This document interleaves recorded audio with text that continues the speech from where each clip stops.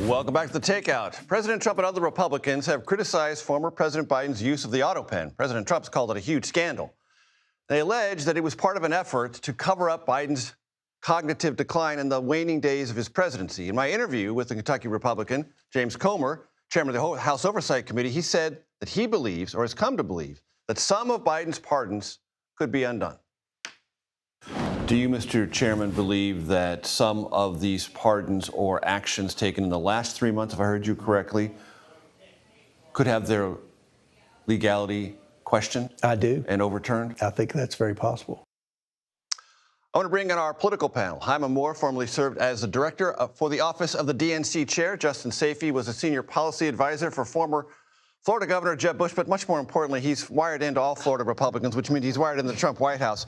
And because I always tell everyone the candy here does not eat itself. Everyone has got their candy properly arrayed. Yep. You chose a very underappreciated but great American candy, the Almond Joy. Not a sponsor, at least not yet. Thanks, man. So, Hyma, Comer, and there's a long conversation. You can watch it on YouTube, hear it on the podcast platforms. He went into great detail. He said, look, Biden used the autopen a lot. The testimony they developed from people who worked under the president is ambiguous about what he knew or didn't know.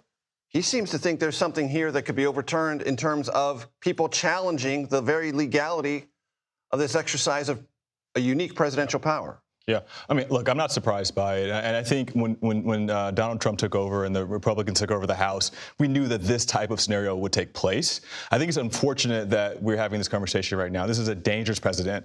I mean, I know we've said this like 25 times this year, but when you take that sort of, particularly when you have a president like Donald Trump who very much so enjoys presidential power, that question is very tough to hear from a member of Congress. But the reality is, look, I think the question on President Biden's cognitive ability is going to be something we're going to talk about from now until, history allows.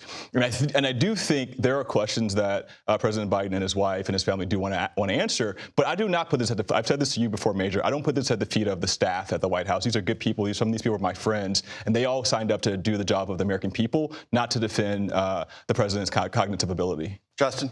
Well, it's just unfortunate that we're even having this conversation because clearly President Biden's cognitive abilities were exposed during that debate.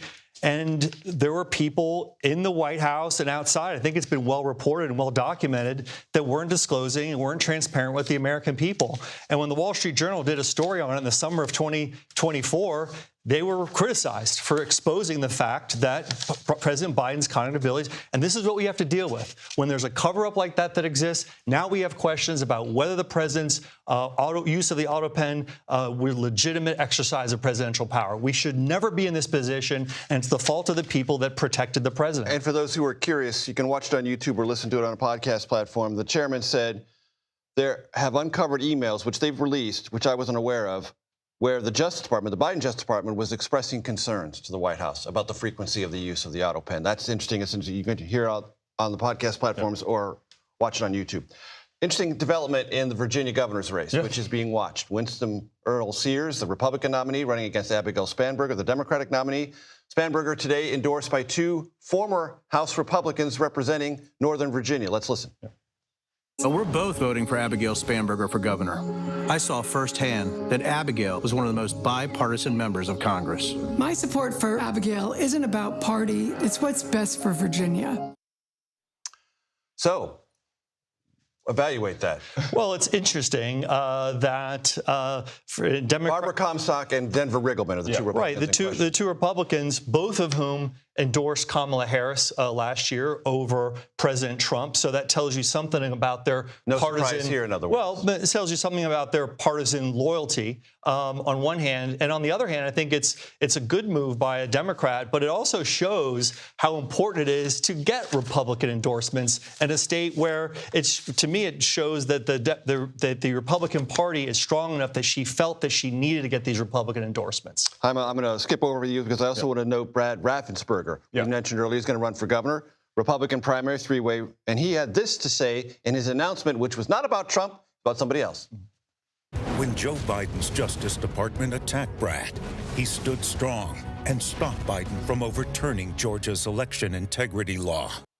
So for Raffensperger to have a chance, he's got to take on Biden, not Trump. in Republican primary. I mean, look, I love Georgia, and I think things are getting interesting in this Georgia governor's race. Look, we're talking a lot about New Jersey, a lot about Virginia, obviously, but the Georgia governor's race is going to be very important because it's going to be an indicator for how we think the House is going to go in 2026, and obviously is going to indicate who's going to run to be poised to run for president in 2028.